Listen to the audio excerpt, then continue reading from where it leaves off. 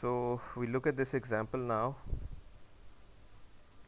C style strings के बारे में हम बात कर रहे थे. We saw this example last time, जिसमें हमने देखा था कि नल करेक्टर जो है उसको प्लेस करने से स्ट्रिंग के डिस्प्ले के ऊपर क्या फ़र्क आता है, उसके साइज़ के ऊपर कोई फ़र्क आता है या नहीं आता. वी सेट के साइज़ पे कोई फ़र्क नहीं पड़ता, बट नल करेक्टर प्लेस करने से जो स्ट्रिंग है उसके डिस्प्ले में, जैसे हमने यहाँ लास्ट लाइन में प्लस करके देखा तो +1 2 3 4 का इम्पैक्ट देखा, और फिर 6 करके देखा तो वर्ल्ड का पूरा लफ्ज़ जो है वो हमारे सामने अपेयर हो रहा था. There is another little example that we will see now. इसको भी हम demonstrate करके देख लेंगे अभी. Yeah, this one.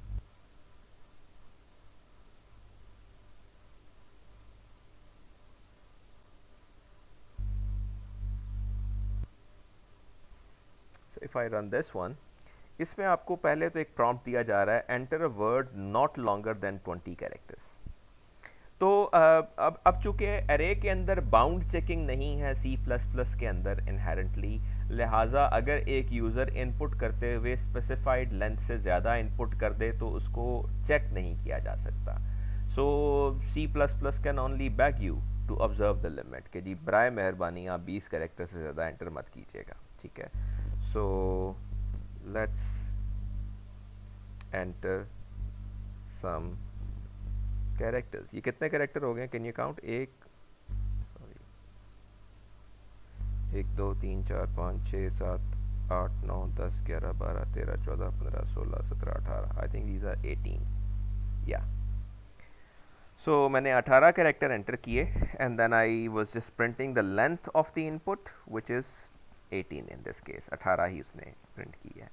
So first it is really requesting you कि आप 20 कैरेक्टर से ज़्यादा प्लीज़ एंटर मत कीजिएगा. फिर इसने जो स्ट्रिंग डिक्लेयर किया उसका साइज़ 21 है, और 21 का मतलब ये है कि 20 ही कैरेक्टर एंटर हो सकते हैं, क्योंकि उसका आखिरी कैरेक्टर नल कैरेक्टर होगा, तो उसने भी एक कैरेक्टर की जगह लेनी है. इस स्ट्रिंग को इनिशियलाइज आपने सब कैरेक्टर्स को नल से कर दिया. It contains nothing in it at the moment. फिर आप कीबोर्ड से इनपुट लेते हैं, जो कि हमने ये एंटर की. लेट्स एंटर सम कैरेक्टर्स का सम चार्ज. आप जानते हैं कि सी इन के ज़रिए जब आप इनपुट लेते हैं तो आप उसमें स्पेसेस नहीं डाल सकते. अगर आप स्पेस डालेंगे तो वो स्पेस से पहले जो कंटेंट है उसको वेरिएबल के अंदर डाल देगा, बाकी को इग्नोर कर देगा. So that's why I didn't include spaces. 18 character मैंने एंटर किए. फिर मैंने स्ट्रिंग लेंथ, एक फंक्शन है जो स्ट्रिंग लाइब्रेरी के अंदर है. स्ट्रिंग लेंथ बेसिकली स्ट्रिंग की लेंथ चेक करके हमें बताता है, और स्ट्रिंग की लेंथ ये चेक करता है नल कैरेक्टर के ऊपर. तो ये स्ट्रिंग को रीड करता रहेगा जब तक इसको नल कैरेक्टर नहीं मिलेगा. जैसे ही नल कैरेक्टर मिलेगा ये वहाँ पे अपनी लेंथ की कैलकुलेशन को ख़त्म कर देगा. सो जैसे 18 कैरेक्टर हैं तो इसको 19वीं लोकेशन पे नल कैरेक्टर मिला होगा, तो इसने बता दिया कि 18 कैरेक्टर हैं आपकी स्ट्रिंग के अंदर. अब यहाँ प्रॉब्लम ये है कि अगर आप ज़्यादा कैरेक्टर एंटर कर देंगे, और स्ट्रिंग लेंथ ने चूंकि नल कैरेक्टर ही फाइंड करना है, तो अगर आप 25 कैरेक्टर भी एंटर कर देंगे तो ये 25 तक लेंथ कैलकुलेट कर देगा, बिकॉज नल कैरेक्टर इसको फिर उसके आगे जाके मिलेगा. So this is the real danger with C style strings, क्योंकि वो कैरेक्टर अरे के तौर पर डिक्लेयर होती हैं, उनमें बाउंड चेकिंग नहीं होती, उनमें नल कैरेक्टर बेसिकली स्ट्रिंग के एंड को मार्क कर रहा होता है. लिहाजा there are lots of vulnerabilities associated with the use of this C style strings. Okay, it takes it from string.h. That means the string library and the string.h are two different things, right? Okay. So any questions about this example?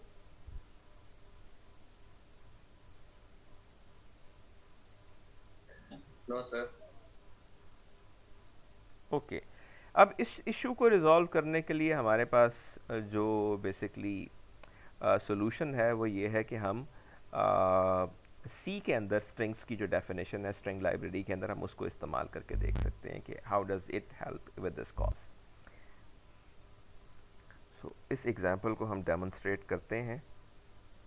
So we first run it. So हम पहले देखते हैं कि हमने इसके अंदर किया क्या है. We have included the strings library from C++. हमने यहाँ स्ट्रिंग डिक्लेयर की है. इफ़ यू रिमेंबर तो पहले हम कैरेक्टर एरे डिक्लेयर कर रहे थे. अब हमने कैरेक्टर एरे नहीं बल्कि डायरेक्टली स्ट्रिंग को एज टाइप डिक्लेयर किया है यहाँ पे. तो स्ट्रिंग एज टाइप अवेलेबल है C++ की स्ट्रिंग लाइब्रेरी के अंदर. ठीक है. हमने उसका नाम रखा ग्रीटिंग स्ट्रिंग. और उसको इनिशियलाइज किया using this parenthesis, right. This is a different initialization at the time of declaration that we use with strings, right. तो उसके अंदर एक स्ट्रिंग लिटरल हमने लिख दिया hello std colon colon strings. So we are just saying that this is the strings library that we are using, right. और फिर इस greeting string को हमने print कर दिया using cout. So this is printed here, hello string.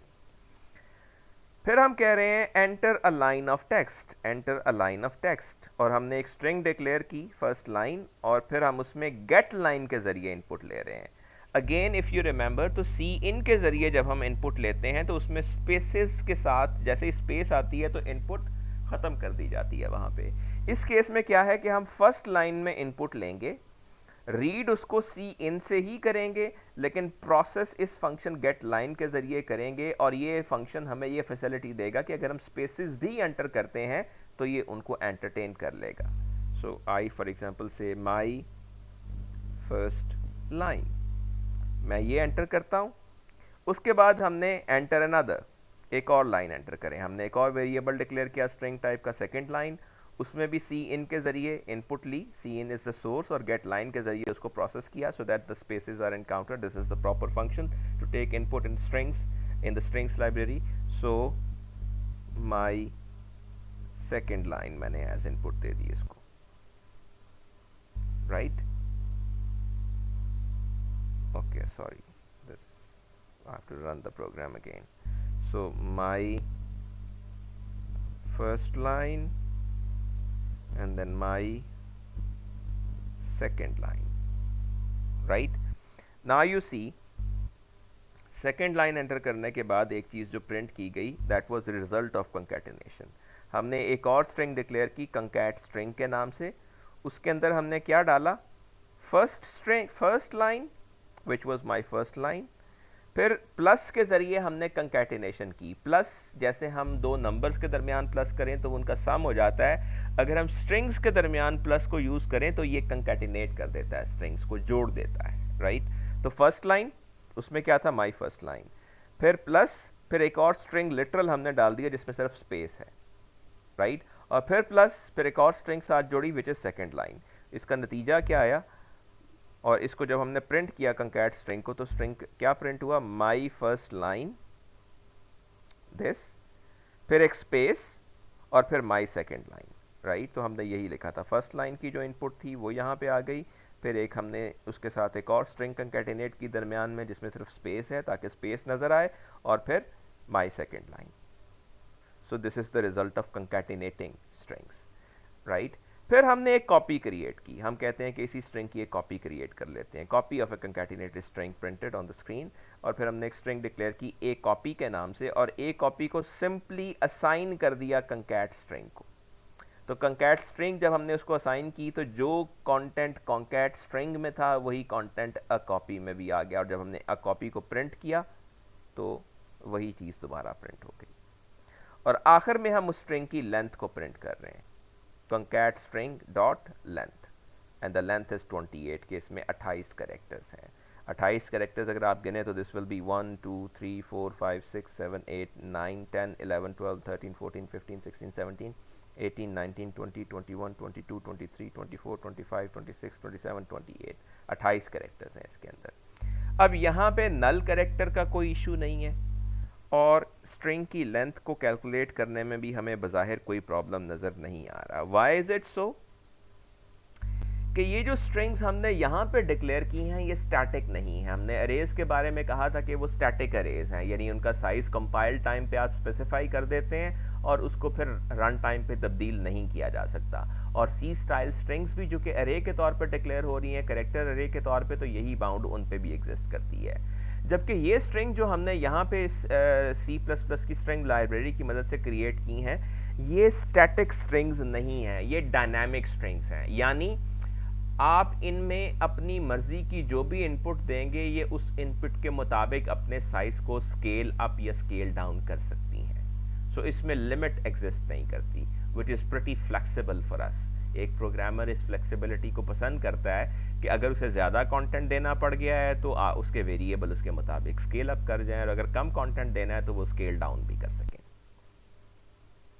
सो हमने यहाँ एक स्ट्रिंग लिटरल डिक्लेयर किया, यहाँ हमने दो स्ट्रिंग्स डिक्लेयर की जिनके अंदर हमने इनपुट ली, और फिर यहाँ पे हमने उनको कंकैटिनेट किया using the plus operator. Plus for mathematics is addition, whereas for strings is called concatenation operator. And यहाँ पे हमने कॉपी किया. कॉपी करने के लिए हमने बहुत ज़्यादा असाइनमेंट ऑपरेटर का इस्तेमाल किया. So that gave us the copy of the string.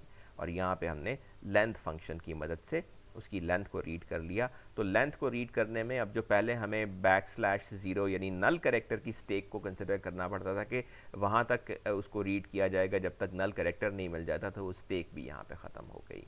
So the use of these dynamic strings is much more appreciated, and it adds a lot more flexibility compared to what we have to deal with in C. We will talk about more about strings later as well. So any question about this so far? Sir जब आपने string literal को declare करवाया तो sir तब आप assignment operator भी तो लगा सकते थे ना. असल में जो ये आप ये इस लाइन की बात कर रहे हैं, पहली लाइन की. Yes sir. Yes sir. ये जो बेसिकली वैसे तो हम जो डेक्लरेशन या इनिशियलाइजेशन कर रहे हैं वो असाइनमेंट के ज़रिए कर रहे हैं, राइट. ये जो स्टाइल ऑफ इनिशियलाइजेशन है ना, थोड़ा सा जब हम ऑब्जेक्ट ओरिएंटेड की तरफ जाएंगे तो फिर हमें इसकी एप्रिसिएशन नज़र आएगी कि इसका मतलब क्या है. जब हम कंस्ट्रक्टर्स के बारे में बात कर रहे होंगे, डिस्ट्रक्टर्स के बारे में बात कर रहे होंगे, तो it might look a little unusual to you. इस प्रोग्राम के अंदर और भी बहुत सारी चीज़ें हैं जिनके बारे में हमने पहले बात नहीं की. मिसाल के तौर पे हम गेट लाइन का इस्तेमाल कर रहे हैं, कंकैटिनेशन का कर रहे हैं, right? We will be talking about the strings in a little bit more detail in the coming days. Okay, sir.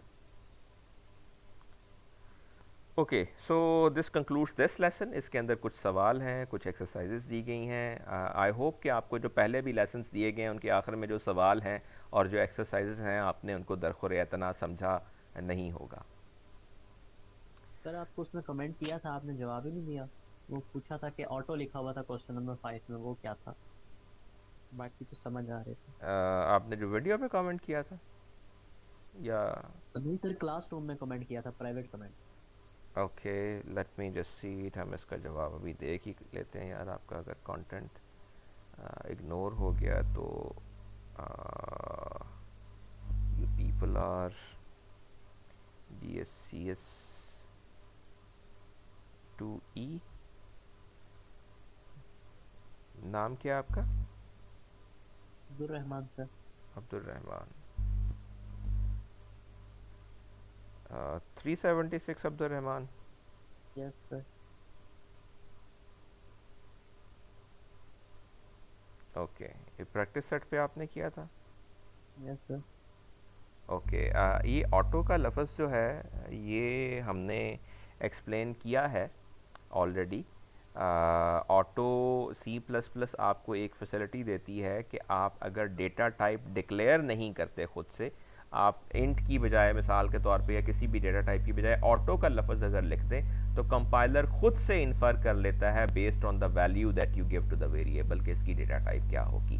इसकी एक एग्जांपल भी हमने देखी थी, वो एग्जांपल अपलोडेड भी है उसके रेलेवेंट लेसन के साथ, तो आप उसको देख सकते हैं. सो ऑटो का बेसिकली मतलब ये होता है कि आम तौर पे तो आप डेटा टाइप बताते हैं कि इसकी डेटा टाइप ये होगी, ठीक है, लेकिन इसके अलावा आपके पास दूसरी ऑप्शन ये होती है कि आप डेटा टाइप की बजाय ऑटो लिख दें. तो जब आप ऑटो लिखते हैं तो जो वेरिएबल को वैल्यू असाइन हो रही होती है उसकी बुनियाद पे कंपाइलर खुद भी डिसाइड कर लेता है कि आपके वेरिएबल को कौन सी डेटा टाइप देनी है. Right? Okay sir. Okay ji, so this lesson is done and we move on to the next lesson.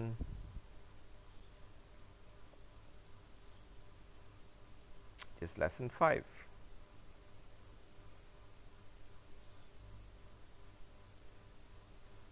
So lesson 5 में हम expressions, statements और operators के बारे में बात करेंगे as quickly as possible. आप जानते हैं कि कोई भी language हो वो बनती तो statement से ही है. अंग्रेज़ी हो तो हम सेंटेंस कह देते हैं और प्रोग्रामिंग लैंग्वेज है तो हम स्टेटमेंट कह देते हैं, ठीक है.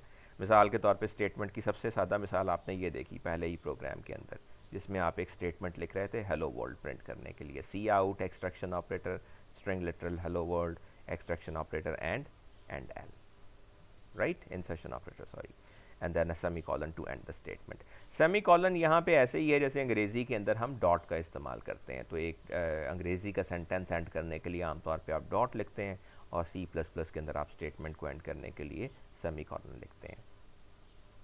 अच्छा, फिर जैसे अंग्रेज़ी में आप डॉट लिख के अगला सेंटेंस उसके फ़ौरन बाद शुरू कर सकते हैं, तो C++ भी फ्री फॉर्म लैंग्वेज है, वो आपको ये अलाउ करती है कि आप सेमीकॉलन डालें और अगली स्टेटमेंट वहीं से शुरू कर दें। दैट्स ओके, C++ को इस पर कोई एतराज़ नहीं होगा, लेकिन आम तौर पे हम ऐसा करते नहीं हैं, just to improve the readability of the program and manageability of the things, right? So you can start the new statement right after where the first statement ends, the semicolon is there, but you usually do not do it to improve the readability and the styling of your program, so that it remains easy for you to handle the things, right?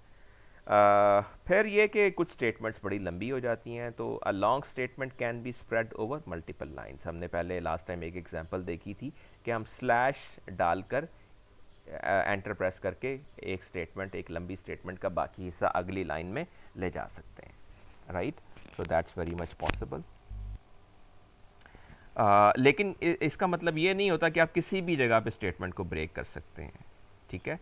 मिसाल के तौर पे अगर आप यूँ लिखें सी out hello और फिर यहाँ से इसको ब्रेक कर दें, अब हेलो वर्ल्ड एक स्ट्रिंग है, तो स्ट्रिंग को आप ब्रेक नहीं कर सकते। हाँ, आप इस ऑपरेटर के बाद स्लैश डाल के आगे चले जाएं, फेयर इनफ। सो जो एक टोकन है, उस टोकन के अंदर से उसको ब्रेक मत कीजिए, अप्रोप्रिएट पॉइंट के ऊपर जहाँ एक टोकन एंड होता है वहाँ पे आप स्लैश डाल के उसको ब्रेक कर सकते हैं, right? So this kind of thing will cause an error as string literal can not be broken like this, right? So यहाँ आप स्लैश डाल के इसको अगर ब्रेक करेंगे तो this might give end line, new line. Let me just check whether it works और not, I am not really sure, तो मुझे इसको चेक करने दीजिए कि ये ऐसे काम करता है या नहीं करता। Okay, so what we are saying is that we write cout, then हमें क्या लिखना है, एक स्ट्रिंग लिटरल, और हम लिखते हैं हेलो और world, right? So does it work? yes it does, but it has given a lot more space. So instead of that, अगर हम यूं करें कि right, yes, और अब इसको अगर हम यूं करें, so it might look a little better, और यहाँ पे हम कर दें end L, so it would still be encourageable कि आप इसको ऐसी जगह से ब्रेक करें जहाँ आपके प्रोग्राम की आउटपुट पे इम्पैक्ट के चांसेस कम से कम हो, right? So do split a statement when it is complex and it is long. Otherwise you can continue on the simple line, एक ही लाइन के ऊपर उसे लिखा जा सकता है। फिर ऐसा होता है कि हम कुछ स्टेटमेंट्स को ग्रुप करके एक ब्लॉक के अंदर प्लेस कर देते हैं। A group of statements indicating that they belong together, right? ये ऐसे ही है जैसे आप अंग्रेज़ी के अंदर एक पैराग्राफ लिख देते हैं या उर्दू के अंदर एक पैराग्राफ लिख देते हैं, ठीक है? सो इसकी एक मिसाल जैसे मेन फंक्शन है, तो मेन फंक्शन की पूरी बॉडी ब्रैकेट्स के अंदर एनक्लोज्ड होती है, तो हम ये कहते हैं कि सारे का सारा काम जो इसके अंदर लिखा हुआ है ये मेन फंक्शन का हिस्सा है, ठीक है? इसके अलावा हम आगे चल के जब इफ़ स्टेटमेंट्स, फॉर और वाइल लूप्स के बारे में बात करेंगे तो भी हम इनका इस्तेमाल करेंगे। सो इट्स जस्ट दैट कि group of statement belonging together, हम उनको इस तरह से ब्रैकेट्स के अंदर एनक्लोज कर देते हैं, राइट? सो दैट बिकम्स, हम उन्हें कंपाउंड स्टेटमेंट्स या एक ब्लॉक ऑफ स्टेटमेंट्स कह देते हैं। फिर मुख्तलिफ स्टेटमेंट्स को मिला के जब हम इस तरीके से इकट्ठा करते हैं ब्रैकेट्स के अंदर। ऑपरेटर्स के बारे में आप जानते हैं, असाइनमेंट ऑपरेटर इसकी बड़ी सादा सी मिसाल है। असाइनमेंट ऑपरेटर का बुनियादी काम क्या होता है कि जो राइट हैंड साइड पे जो वैल्यू है उसको लेफ्ट हैंड साइड को असाइन कर दिया जाता है। जैसे आपने यहाँ पे किया int days in week assigned 7, तो this 7 is assigned to this variable days in week, replaces the value contained by the operand to the left by that on the right। तो डेज इन वीक में अगर पहले कोई भी चीज़ है, अगर ये वेरिएबल पहले डिक्लेयर किया हुआ था तो ये इसकी जो हम इसको कहते हैं एल वैल्यू, जो लेफ्ट हैंड साइड पे है हम उसको एल वैल्यू कह देते हैं। तो इसकी वैल्यू को वो तब्दील करके इसके बराबर जो राइट हैंड साइड पे है उससे रिप्लेस कर देगा। राइट हैंड साइड पे भी ज़ाहिर है कोई एक्सप्रेशन हो सकता है, कोई वैल्यू भी हो सकती है डायरेक्ट, और कोई एक्सप्रेशन भी हो सकता है, कोई वेरिएबल भी हो सकता है, right. So L value often refer to memory location and R value often are the very content of a memory location. आमतौर पे ये किसी मेमोरी लोकेशन को ही एड्रेस कर रहा होता है और इस साइड पे आमतौर पे कोई वैल्यू होती है, ठीक है। All L values can be R values but not the vice. सो आप यहाँ पे जैसे वेरिएबल है तो वेरिएबल राइट हैंड साइड पे भी आ सकता है, लेकिन ये जो राइट हैंड साइड की वैल्यू है ये लेफ्ट एल वैल्यू आमतौर पे अक्सर नहीं बन सकती। कुछ केसेस में बन सकती है लेकिन अक्सर नहीं। मिसाल के तौर पे आप यूँ नहीं लिख सकते that 7 is assigned days in week, जबकि days in week is assigned 7, that is perfectly all right. फिर बाइनरी अरिथमेटिक ऑपरेटर्स को भी आप जानते हैं, आपके पास प्लस है, माइनस है, मल्टीप्लिकेशन है, डिवीजन है, और एक मॉड ऑपरेटर होता है जिसे हम रिमाइंडर ऑपरेटर भी कहते हैं, जिसके ज़रिए आप डिवीजन का रिमाइंडर मालूम कर सकते हैं। सो ऑपरेट ऑन बाइनरी हम इन्हें इसलिए कहते हैं कि ये दो ऑपरेंट्स पे एटलीस्ट ऑपरेट कर रहे होते हैं, तो हम इन्हें बाइनरी कहते हैं। और इंटीजर्स जो होते हैं उनके लिए अगर हम डिवीजन इस्तेमाल करें तो हम जानते हैं कि वो डेसिमल रिजल्ट नहीं देते बल्कि सिर्फ कोशेंट रिटर्न करते हैं।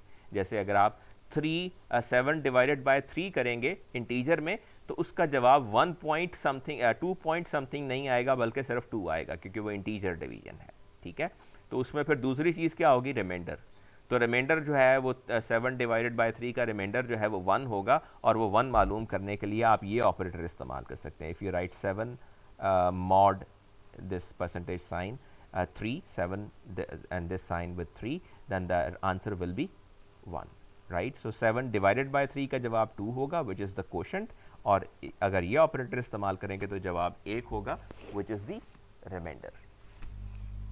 So I hope these are the things that you have already used and are aware of. This is just a demonstration of this. हम बाइनरी अरिथमेटिक की ये एग्जाम्पल रन करके देख लेते हैं, right? So let me just go forward with this.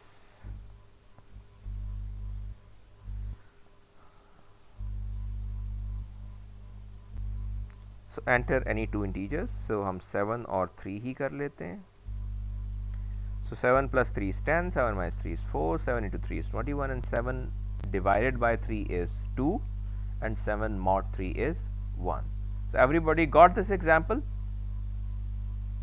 Yes, sir. Particularly you know what division Yes, and sir. remainder means, right? Yes, sir. Yes, sir. Okay, the next is the increment and decrement operators. आप जानते हैं कि plus plus अगर आप लिखते हैं तो ये ऑपरेंड में 1 ऐड कर देता है, जबकि माइनस माइनस अगर लिखते हैं तो ये ऑपरेंड से 1 सब्ट्रैक्ट कर देता है, right.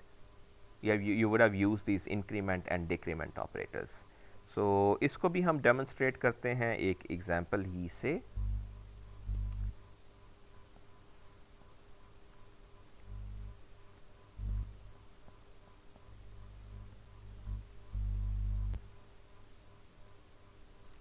So let's just run it and now we see. अच्छा, हमने क्या किया, एक वेरिएबल डिक्लेयर किया स्टार्ट वैल्यू विद 101, इनिशियलाइज उसको कर दिया 101 से, और इसको यहाँ प्रिंट कर दिया the start value of integer being operated is 101, start value of the integer being operated is 101। फिर हमने एक वेरिएबल डिक्लेयर किया पोस्ट फिक्स इंक्रीमेंट के नाम से, और उसमें हमने स्टार्ट वैल्यू +1 प्लस उसको असाइन कर दिया, ठीक है। अब इंक्रीमेंट दो तरीके से किया जा सकता है, या आप प्लस प्लस बाद में लिख सकते हैं या आप शुरू में लिख सकते हैं। इस केस में हमने प्लस प्लस बाद में लिखा है। अगर शुरू में लिखें तो हम उसको प्रीफिक्स इंक्रीमेंट कहते हैं, और अगर बाद में लिखें तो उसको हम पोस्ट फिक्स इंक्रीमेंट कहते हैं। फर्क क्या है प्रीफिक्स में और पोस्ट फिक्स में? जब आप पोस्ट फिक्स इंक्रीमेंट करते हैं तो इसका मतलब ये होता है कि पहले उसकी वैल्यू को इस्तेमाल किया जाए और इस्तेमाल करने के बाद उसमें इंक्रीमेंट कर दिया जाए। यानी स्टार्ट वैल्यू की वैल्यू 101 है, इसको करना तो है हमने 102 नाउ, लेकिन पहले इस एक्सप्रेशन में इसको इस्तेमाल कर लिया जाए। इस्तेमाल करने का मतलब क्या है कि पहले पोस्ट फिक्स इंक्रीमेंट को 101 असाइन कर दिया जाए और बाद में इसकी वैल्यू में 1 का इजाफा करके इसको 102 कर दिया जाए। इसका मतलब क्या है कि पोस्ट फिक्स इंक्रीमेंट को क्या असाइन होगा, 101 या 102? 101, बिकॉज पहले वैल्यू इस्तेमाल होगी यानी असाइन होगी इस केस में, और बाद में इंक्रीमेंट होगी। तो स्टार्ट वैल्यू 102 हो जाएगी, लेकिन पोस्ट फिक्स इंक्रीमेंट को 101 असाइन होगा, उसके बाद उसमें इजाफा होगा। अब जब हम इसको प्रिंट करते हैं पोस्ट फिक्स इंक्रीमेंट को, तो इसमें क्या प्रिंट होता है, post result of post fix increment 101। और अब इसके बाद अगर हम वैल्यू स्टार्ट वैल्यू की प्रिंट करते हैं after post fix increment, the start value is 102। यानी इस एक्सप्रेशन के अंदर स्टार्ट वैल्यू में 1 का इजाफा हो तो गया, लेकिन इस असाइनमेंट के बाद पोस्ट फिक्स को पुरानी वैल्यू ही मिली। Got this point? Yes sir. अच्छा, अब हम क्या करते हैं कि स्टार्ट वैल्यू को दोबारा 101 कर देते हैं, दोबारा वहीं से शुरू करते हैं जहां से पहले शुरू किया था, और अब हम करते हैं प्री फिक्स इंक्रीमेंट, यानी पहले प्लस प्लस लिख रहे हैं, तो इसको हम कहते हैं pre fix increment. Pre fix increment के केस में ऑन द कॉन्ट्ररी क्या होता है कि पहले वैल्यू में इजाफा होता है, बाद में वैल्यू इस्तेमाल होती है, यानी पहले 101 से बढ़ाकर स्टार्ट वैल्यू 102 हो जाएगी, बाद में प्री फिक्स इंक्रीमेंट वेरिएबल को असाइन की जाएगी। ठीक है, तो इसका मतलब क्या है कि प्री फिक्स इंक्रीमेंट में वैल्यू क्या आ गई, 102, बिकॉज पहले इजाफा हुआ और फिर प्री फिक्स इंक्रीमेंट को मिला, तो प्री फिक्स इंक्रीमेंट वेरिएबल को इंक्रीमेंटेड वैल्यू ही असाइन हुई, राइट। पोस्ट फिक्स के केस में पुरानी वैल्यू मिली थी और बाद में इजाफा हुआ था, इस केस में पहले इजाफा हुआ और नई वैल्यू मिली। सो पोस्ट फिक्स इंक्रीमेंट में भी 102 है और स्टार्ट वैल्यू भी इस केस में 102 ही है। Got it? Yes sir. Yes sir. अच्छा, उसके बाद स्टार्ट वैल्यू को हमने दोबारा 101 कर दिया, और अब हम डिक्रीमेंट का केस देखते हैं। तो पहले हम करते हैं पोस्ट फिक्स डिक्रीमेंट। इस केस में क्या होगा कि पहले पोस्ट फिक्स डिक्रीमेंट को 101 असाइन हो जाएगा और बाद में स्टार्ट वैल्यू कम होके 100 हो जाएगी। तो जब आप पोस्ट फिक्स डिक्रीमेंट को प्रिंट करते हैं तो इसमें आता है 101, राइट, और जो स्टार्ट वैल्यू है वो कम होके 100 हो गई। ठीक है, यानी आपने पहले वैल्यू पोस्ट फिक्स डिक्रीमेंट को असाइन कर दी, पुरानी वाली जो कि 101 है, फिर उसमें 1 की कमी की, तो पोस्ट फिक्स डिक्रीमेंट को 101 ही मिला, जबकि स्टार्ट वैल्यू 100 हो चुकी है। अब उसके बाद स्टार्ट वैल्यू को दोबारा 101 कर दिया और अब आप प्री फिक्स डिक्रीमेंट कर रहे हैं। इस केस में पहले वैल्यू कम होगी, बाद में प्री फिक्स डिक्रीमेंट को मिलेगी, तो इस केस में प्री फिक्स डिक्रीमेंट में भी 100 होगा और स्टार्ट वैल्यू में भी 100 ही होगा। तो ये मिसाल आपको समझ आई? you should be able to draw a difference between the prefix operator and the postfix operator, both increment and decrement. postfix के केस में पहले वैल्यू इस्तेमाल होती है, बाद में इजाफा होता है या कमी होती है, और प्रीफिक्स के केस में पहले वैल्यू इस्तेमाल होती है, पहले वैल्यू में इजाफा या कमी होती है और फिर वैल्यू इस्तेमाल होती है।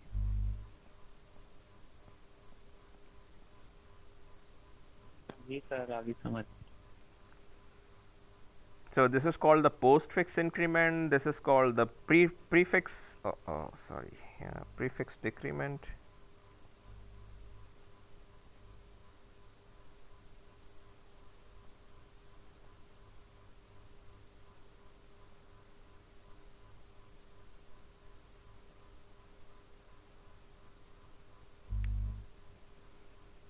तो पहले है, बाद में है तो पोस्ट फिक्स कहेंगे, पहले है तो प्रीफिक्स कहेंगे, और यहाँ जो है लाइक जब आप प्रीफिक्स का केस, पोस्ट फिक्स का केस देखते हैं तो पहले वैल्यू असाइन होती है, current value, right, to the postfix increment and then 1 is added to the start value. और जो प्रीफिक्स है उसके केस में पहले डिक्रीमेंट करते हैं वैल्यू को और बाद में उसको असाइन करते हैं,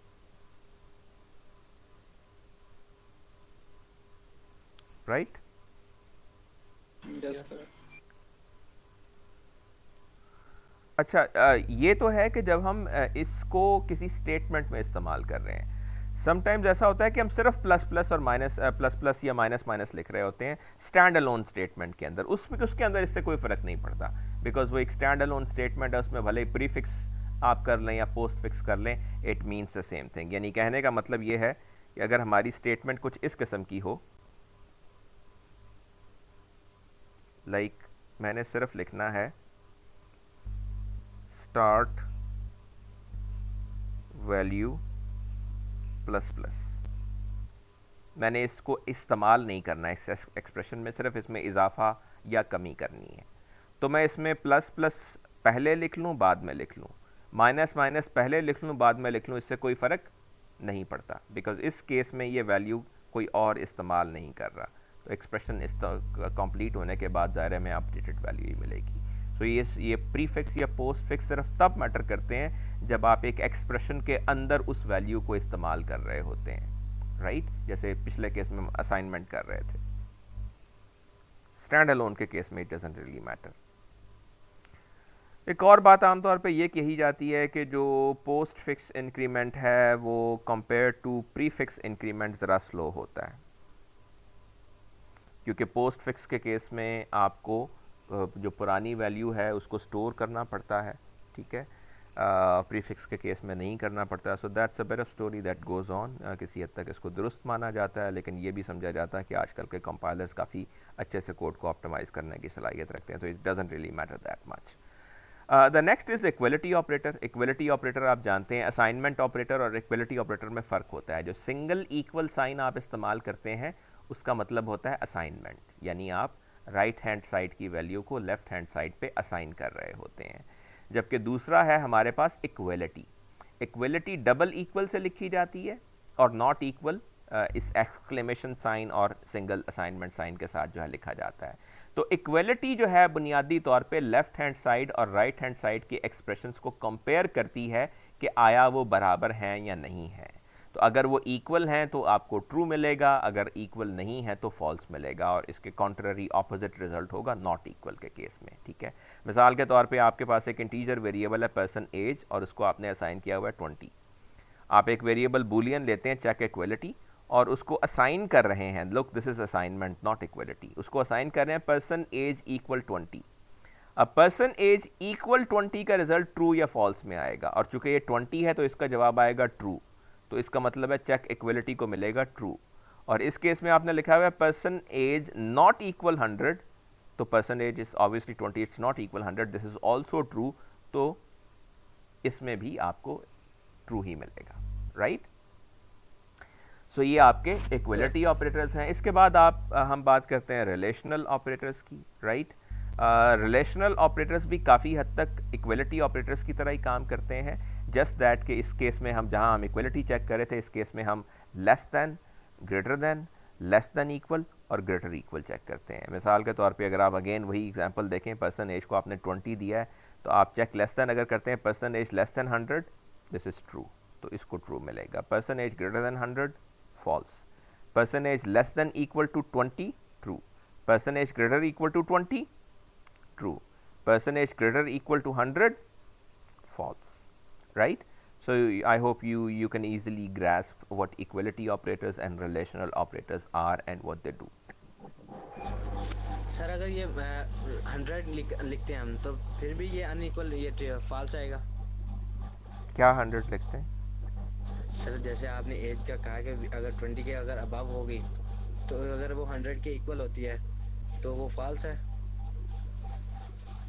No, I didn't get your question. अपना सवाल दोबारा रिपीट कीजिए प्लीज। सर जैसे पर्सन जो एज है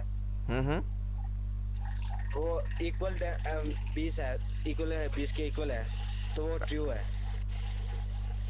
उसी तरह अगर वो 100 के इक्वल है तो भी वो ट्रू होगी या फॉल्स? आप लाइन नंबर पे इंडिकेट करके मुझे बताएं तो शायद मुझे समझ आए कि आप क्या कहना चाह रहे हैं। सर जो लास्ट लाइन है जी, person age greater equal 100,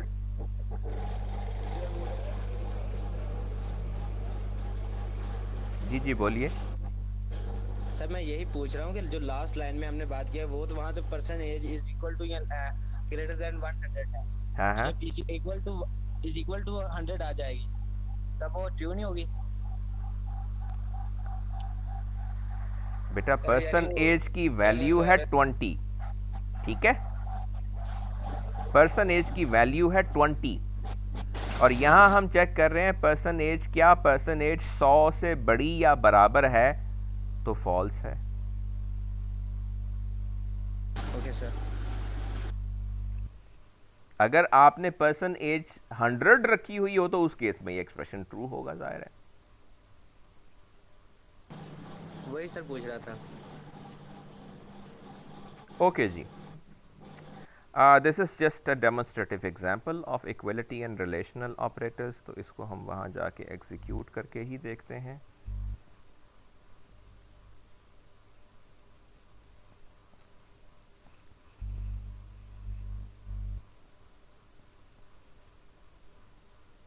enter two integers, हम एक 23 और एक 15 एंटर कर देते हैं। तो रिजल्ट ऑफ इक्वलिटी इज 0, यानी बराबर नहीं है। इनइक्वलिटी इज 1 क्योंकि बराबर नहीं है। 23 15 से बड़ा है, ट्रू। 23 15 से छोटा है, फॉल्स। 23 15 से बड़ा या बराबर है, ट्रू। 23 15 से छोटा या बराबर है, false. Right. So I guess इस प्रोग्राम में कुछ ज़्यादा बहुत टीडियस चीज़ नहीं है जिसको मैं आपके लिए एक्सप्लेन करूँ। You can read it yourself, right. Yes, sir. So I just move on from here. ये बात मैंने आपको पहले भी बताई थी कि only 0 indicates false. Any non-zero value is always true. So 0 है अगर तो उसका मतलब false लिया जाता है, यानी बुनियादी तौर पे इक्वलिटी चेक या जो आपका बुलियन चेक होता है वो चेक अगेंस्ट 0 होता है। 0 नहीं है तो वो ट्रू है। आपने सिर्फ यही चेक करना होता है कि वैल्यू 0 आ रही है या नहीं। अगर 0 आ रही है तो फॉल्स है, अगर 0 नहीं आ रही तो फिर जो मर्जी आ रहा है इट इज ट्रू। और आम तौर पे जो कह लें कि इक्वलिटी और रिलेशनल ऑपरेटर्स का ज़्यादा बेहतर इस्तेमाल है वो होता है डिसीजन मेकिंग जब हमें करनी होती है। So it's not a fair, it's a fate. So जब हम डिसीजन मेकिंग कर रहे होते हैं और जैसे हम आगे चल के इफ स्टेटमेंट्स का और लूप्स का इस्तेमाल करेंगे तो वहाँ पे ये ऑपरेटर्स हमारे लिए हकीकी मानों में फ्रूटफुल साबित होंगे। Okay, the next thing is the use of logical operations, जैसे नॉट है, एंड है और एक्सक्लूसिव और है। So these are the logical operations supported by C++।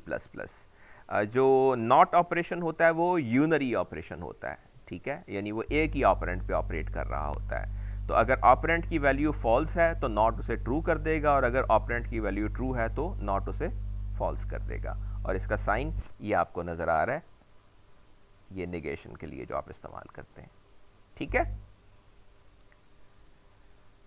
The next popular operation is the AND operation.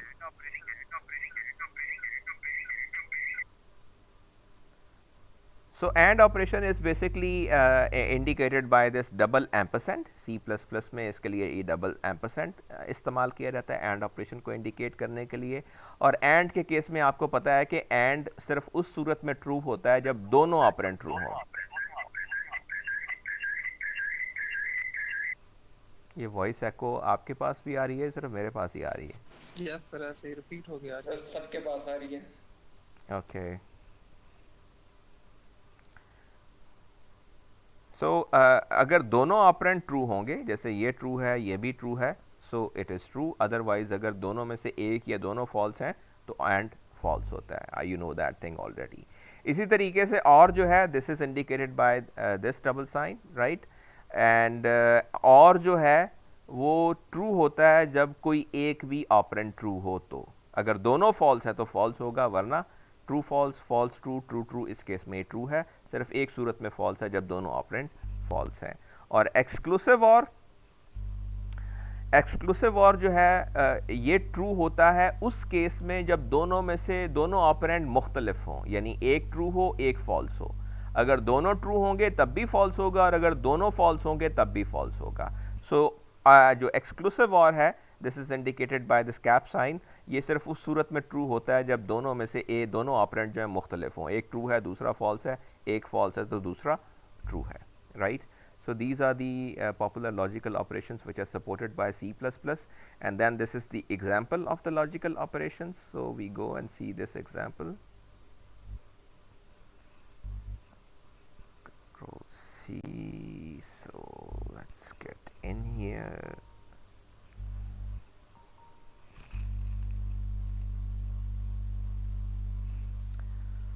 Enter true और false for true operation operands. हम दो operand enter करेंगे और दोनों बुलियन ही होने चाहिए, या ट्रू होने चाहिए या फॉल्स। अगर हम दोनों फॉल्स एंटर कर दें तो उनका एंड भी फॉल्स होगा और भी फॉल्स होगा। ठीक है, अगर हम इसको दोबारा रन करें, अब हम एक ट्रू और दूसरा फॉल्स एंटर कर देते हैं। ठीक है, तो इनका एंड फॉल्स ही होगा और ट्रू होगा। और अगर हम दोनों ट्रू एंटर कर देते हैं तो फिर एंड भी ट्रू होगा और भी ट्रू होगा। सो इस केस में आप सिर्फ डेमोन्स्ट्रेट कर रहे हैं एंड और का इस्तेमाल। Right, I hope this is also very simple and you get it easily. समझ आ गई आपको ये मिसाल दूसरे वाली जो है? Yes sir. Now we see this example. This is इस एग्जाम्पल में हमने थोड़ी सी एक कह लीजिए कि थोड़ी सी बदतमीज़ी ये की है कि हमने बग़ैर इंटीमेशन के इफ़ स्टेटमेंट्स का इस्तेमाल किया है। आपने थोड़ा सा इफ़ स्टेटमेंट्स के बारे में ज़ाहिर है पिछले सेमेस्टर में पढ़ा होगा, so you would be aware, but we will be talking about if statements in detail in the next chapter. Next chapter में इफ़ स्टेटमेंट्स और लूप्स के बारे में हम कदर डिटेल में बात करेंगे। But for the moment, just to demonstrate the power of the boolean operations, we are using this if structure ही है। ठीक है, यहाँ पे हम क्या करते हैं, इफ वी रन दिस,